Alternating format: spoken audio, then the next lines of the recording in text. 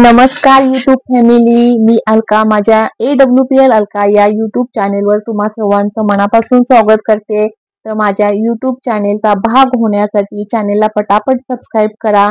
आजच्या आपण ह्या व्हिडिओमध्ये AWPL संस्थेचा जो हेल्थ प्लॅन आहे, हा हेल्थ प्लॅन कसा प्रेझेंट करायचा हे सर्व आपण आजच्या या व्हिडिओमध्ये पाहणार आहोत.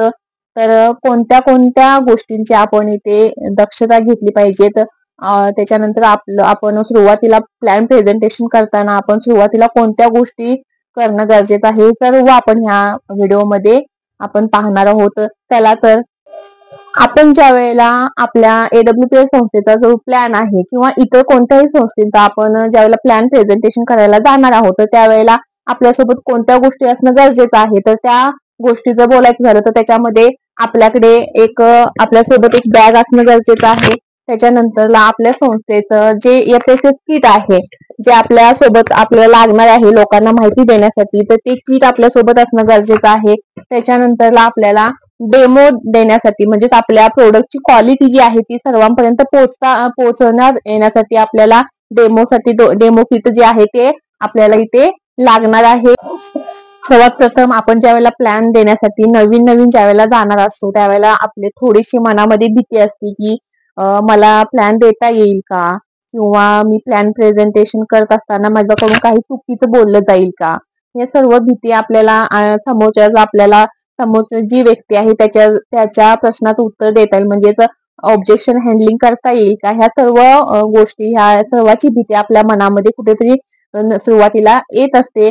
तर अजिबात न घाबरता आपण कॉन्फिडंटली म्हणजे स्वतःवर विश्वास ठेवा आणि आत्मविश्वासाने तुम्ही जेवढं प्रेझेंट कराल तेवढा प्लॅन तुमचा खूप सुंदर असा होणार. त्याच्यानंतर आपण काय करणं गरजेचं आहे, तर आपल्या समोर जी कोणी व्यक्ती बसलेली असेल त्या व्यक्तीची थोडीशी जी मानसिकता आहे, आपला जो प्लॅन आपण त्यांना प्रेझेंट करणार आहोत तो ऐकून घेण्याची त्यांची मानसिकता आपण थोडीशी त्यांची तयार करता आपल्याला आली पाहिजेत. मग त्याच्यामध्ये घरामध्ये किती व्यक्ती आहेत, कोण काय व्यवसाय करतो, किंवा त्यांचं इन्कम काय आहे थोडक्यात. त्याच्यानंतर तुम्ही त्याच्यामध्ये समाधानी आहात का, तुम्ही जे आता काय करता आहात त्याच्यामध्ये, हे जे आहेत हे सर्व आपण त्यांच्याशी बोलून त्यांची मानसिकता जी आहे ती आपण तयार आपल्याला करता आली पाहिजे. समोरची मानसिकता आपण तयार केल्यानंतर आपल्याला पुढे काय करायचं आहे, तर आपलं जे हे अचिव्हर बुक आहे, ह्या अचिव्हर बुकची थोडक्यात आपल्याला माहिती करून देणं गरजेचं आहे. मग याच्यावर इथे आपले जे संस्थेचे ओनर आहेत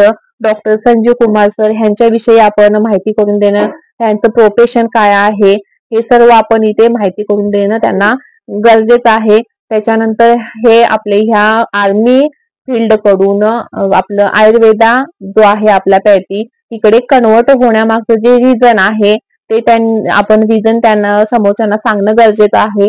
आणि त्याच्यानंतरला मग पुढे आपल्याला ह्या अचिव्हर बुक मध्ये जी लोक आहेत, अगदी तुमच्या आमच्यासारख्या सामान्य कुटुंबातून आलेली लोक आहेत, जी आर्मी 15-16 वर्ष आर्मी मध्ये काम केल्यानंतरला रिटायरमेंट नंतरला ह्या कन्सेप्ट मध्ये आलेले आहेत, आणि 10 वर्षाच्या काळामध्ये 1 लाख रुपये पासून ते 63 कोटी रुपये मिळवणारी व्यक्ती सुद्धा तुम्हाला ह्या बुक मध्ये पाहायला भेटेल.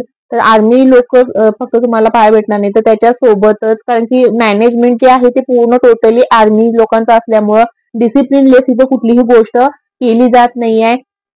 सोबतच आर्मी लोक शिवाय त्यांच्या व्यतिरिक्त सुद्धा आपल्याला इथे अन्य लोक पाहायला भेटतील. मग त्याच्यामध्ये MBBS डॉक्टर आहेत, त्याच्यानंतर काही महिला आहेत ज्याच्यामध्ये लिहिता वाचता न येणाऱ्या महिला आहेत, ज्या 7-8 वर्षाच्या कालावधीमध्ये 17 कोटी रुपये मिळवणाऱ्या महिला सुद्धा तुम्हाला इथे पाहायला भेटतील. काही टीचर्स आहेत, लेडी टीचर्स आहेत, ज्या CHD बेसवर काम करणाऱ्या अशा टीचर्स तुम्हाला इथं पाहायला भेटतील.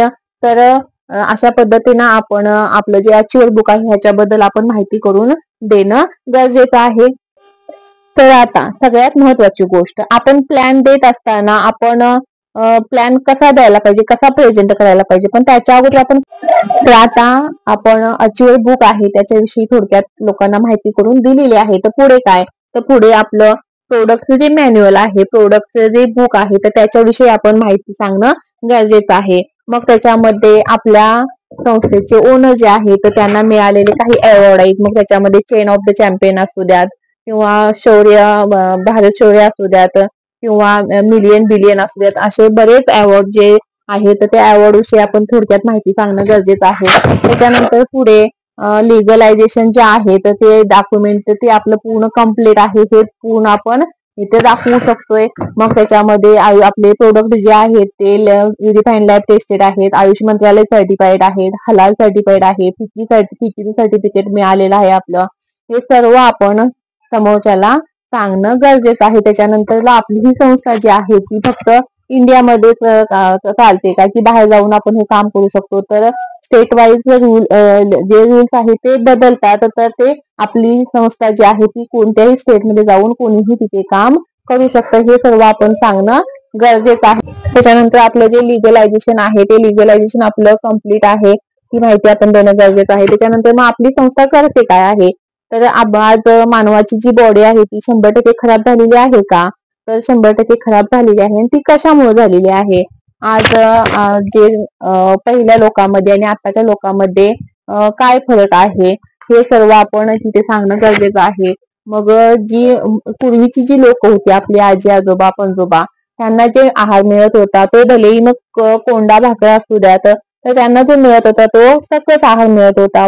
पण आज आपण जे खातो आहोत मग त्याच्यामध्ये जंक फूड असू द्यात, फास्ट फूड असू द्यात, हे सर्व जे आपण खातो आहोत हे काय आहेत, हे आज पेस्टिसाइड युक्त सर्व खाणं आहे. आणि हे टोटली आपल्या शरीरामध्ये गेल्यामुळे मग आज उद्भवलेले जे आजार आहेत त्या आजारांविषयी आपण माहिती देणं गरजेचं आहे. मग त्याच्यामध्ये हार्ट अटॅक, हार्ट डिसीज असू द्यात किंवा डायबेटीज असू द्यात, कॅन्सर असू द्यात, हाडांचे आजार असू द्यात किंवा किडनी स्टोनचे प्रॉब्लेम असू द्यात किंवा ओबेसिटी प्रॉब्लेम असू द्यात, हायपर टेन्शनचे प्रॉब्लेम असू द्यात किंवा त्याच्यानंतर आपले लिव्हरचे प्रॉब्लेम असू द्यात, ह्या सर्व आजारांना आपण आज सामोरे जात आहोत. ही सर्व माहिती आपण देणं गरजेचं आहे. आणि हे सर्व जे आजार आहेत हे साथीचे आजार नसून हे लाईफस्टाईल डिसीज आहेत जे आपण स्वतः ओढवून घेतलेले आजार आहेत, ही आपण पूर्ण माहिती जी आहे ती देणं गरजेचं आहे. त्याच्यानंतर मग सगळ्यात मेन ड्रॉबॅक काय आहे, तर आज आपण जे पीक जे आपण काढतो शेतामध्ये तर ते आज टोटली आपण पेस्टिसाइड युक्त काढतो आहेत. आणि ह्या सर्वांमुळे आज काय आहे, हे जे लाईफस्टाईल डिसीज आहेत हे उद्भवलेले आहेत, हे आपण थोडक्यात इथं माहिती करून देणं गरजेचं आहे. जी आहे ती आर्ट सेक्टर मध्ये काम करते. मग त्याच्यामध्ये होम केअर असू द्यात, ब्युटी केअर असू द्यात, हेअर केअर असू द्यात किंवा फूड प्रोडक्ट असू द्यात, त्याच्यानंतर ऍग्रीचे प्रोडक्ट आहेत आणि कॅटेड फील्ड मध्ये सुद्धा आपली संस्था जी आहे ती कार्यरत आहे. ही सर्व माहिती आपण प्लॅन प्रेझेंट करत असताना सांगणं तर आजसाठी आजच्या व्हिडिओ पुरती ही माहिती जी आहे ती पुरेशी आहे. नेक्स्ट व्हिडिओमध्ये आपण ह्याच्या पुढील जे प्रोडक्ट विषयी माहिती आहे ती नेक्स्ट व्हिडिओमध्ये आपण पाहूयात. पण त्या अगोदर माझ्या चॅनेलवर जर कोणी नवीन असेल तर त्यांनी सबस्क्राईब करायला विसरू नका. आणि माझी माहिती इन्फॉर्मेशन जी आहे ती महत्वपूर्ण वाटली तर नक्की व्हिडिओला लाईक करा, एखादी कमेंट सुद्धा करायला विसरू नका. आणि सबस्क्राईब केला नसाल तर सबस्क्राईब सुद्धा करा. धन्यवाद. Thank you all of you.